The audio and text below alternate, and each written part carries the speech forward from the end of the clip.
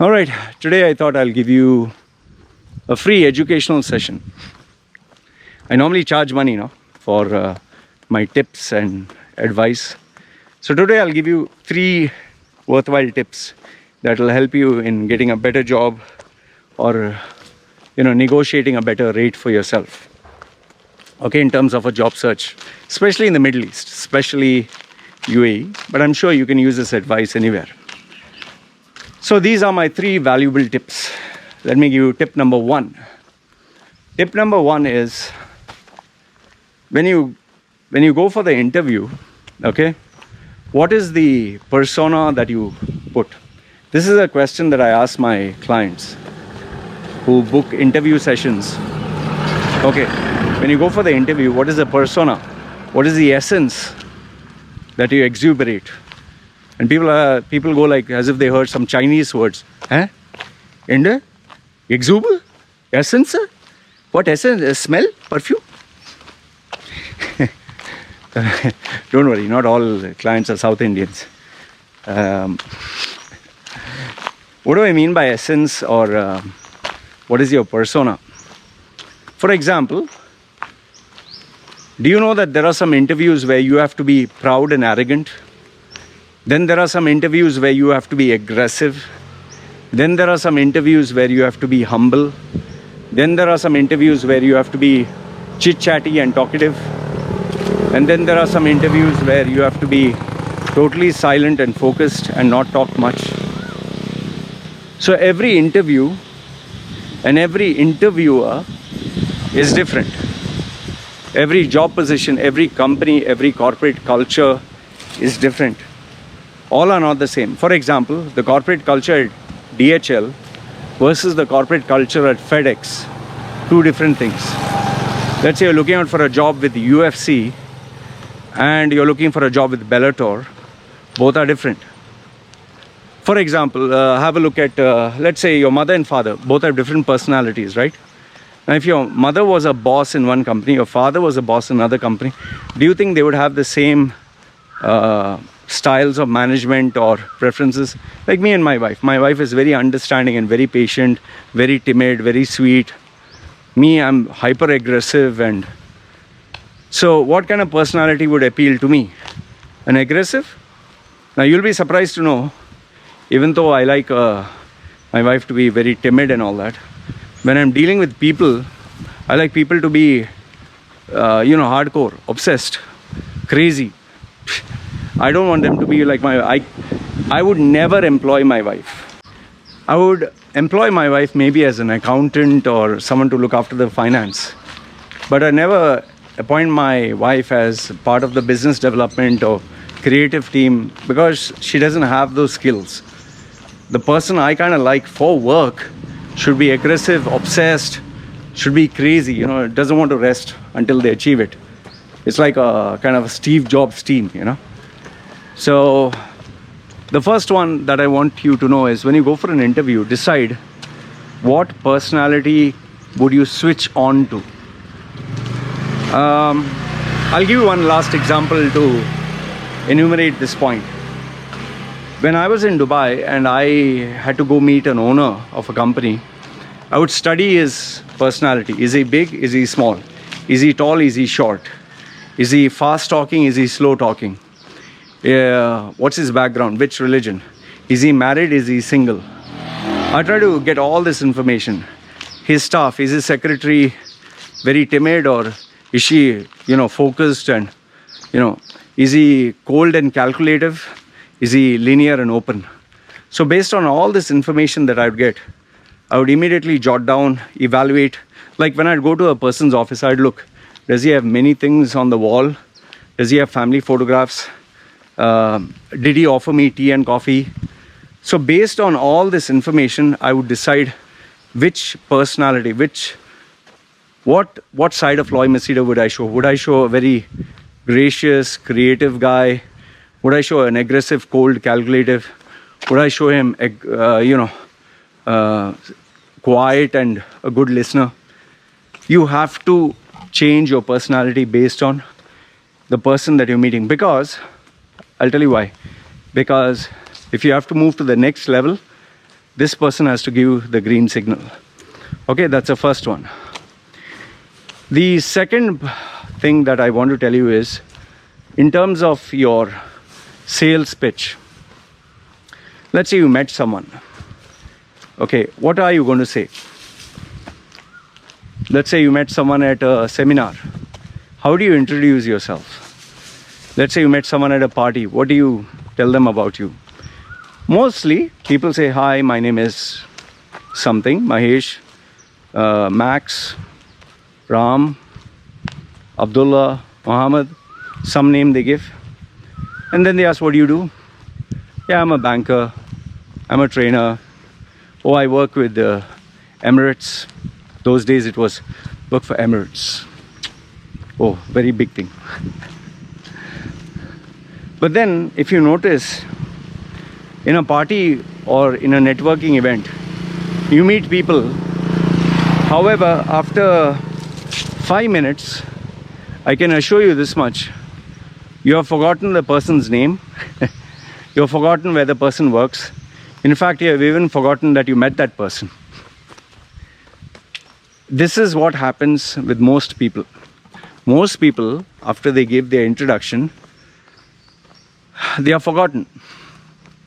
You know, when I was young, I used to also do this. I used to go meet people aggressively, 100 people or whatever, take their business cards, give them mine, and then obviously follow up with them, send them messages. That is how I used to network when I was young. But then what I realized is most of the people never remembered me. Now that doesn't mean that's the reason why I got tattoos. No. When I was young, I didn't have tattoos. But I always asked myself, how can I be me? How can I be memorable?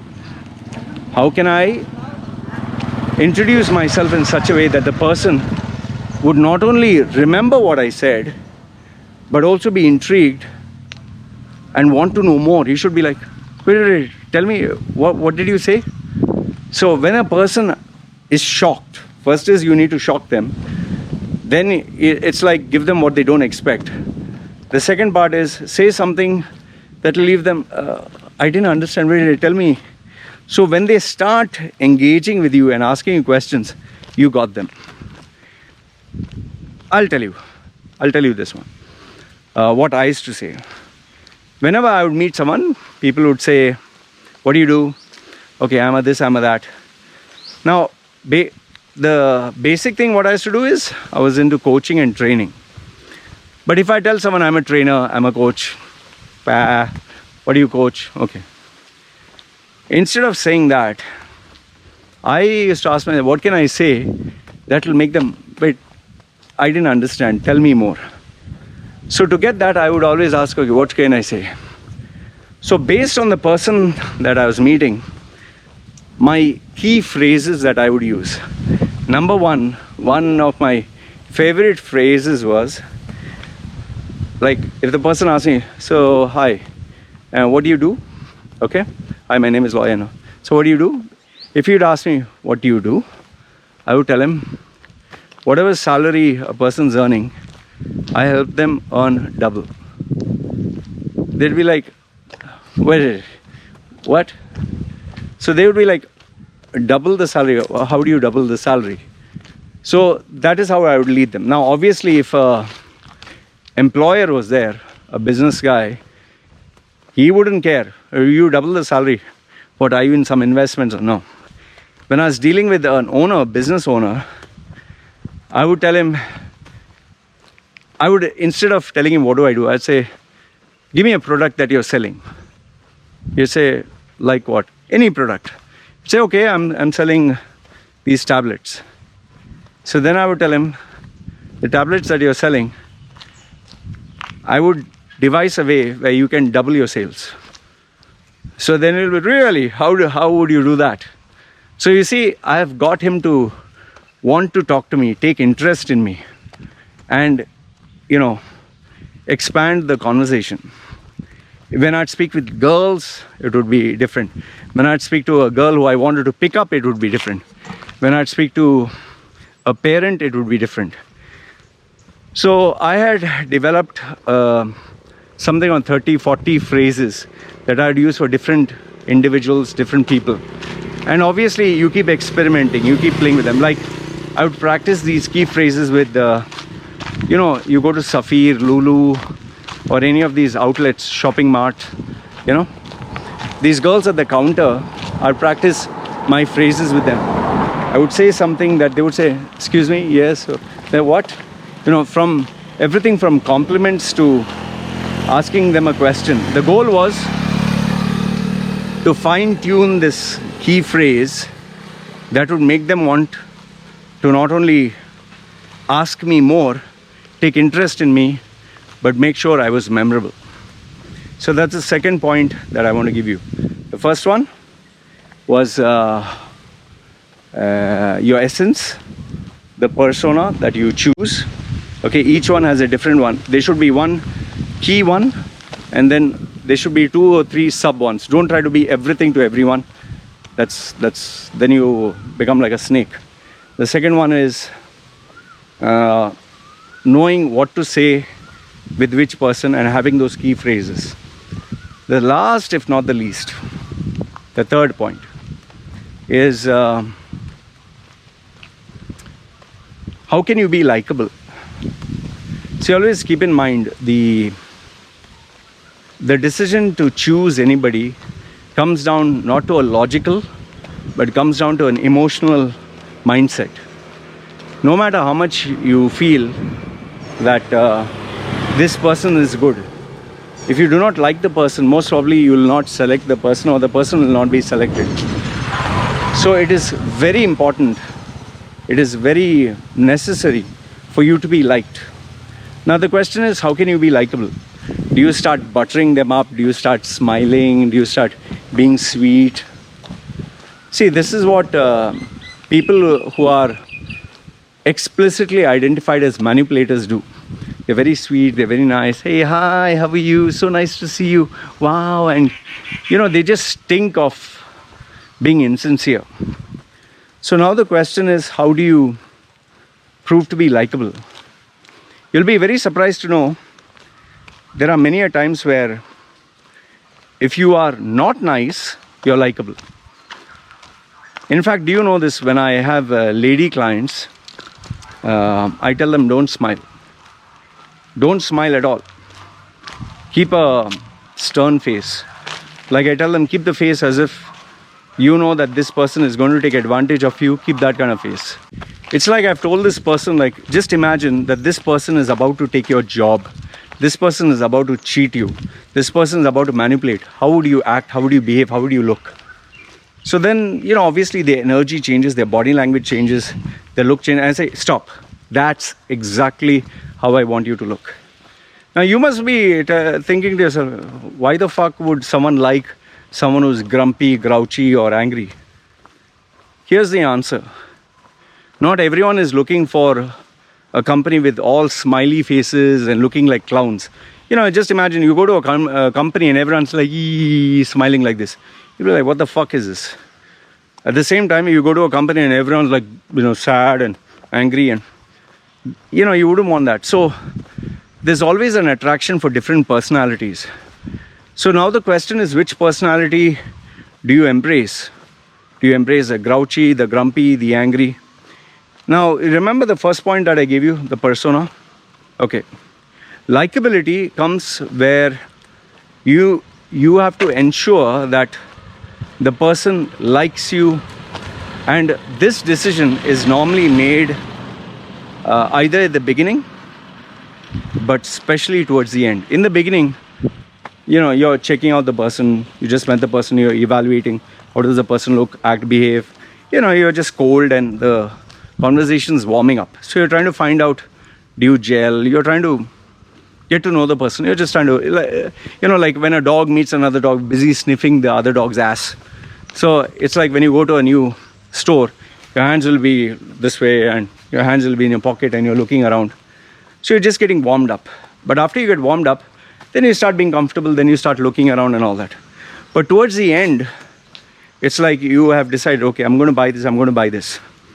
And it's when you buy that product and put it at the counter, that that time zone, that period, including the part where the close of the sale is made, that is the part that will leave the final impression. That part from selecting the product, okay, I've decided, I've made up my mind, to the part where you leave. That is why when you go to a shop or you go to a supermarket, your mind is blank. The whole thing is blank.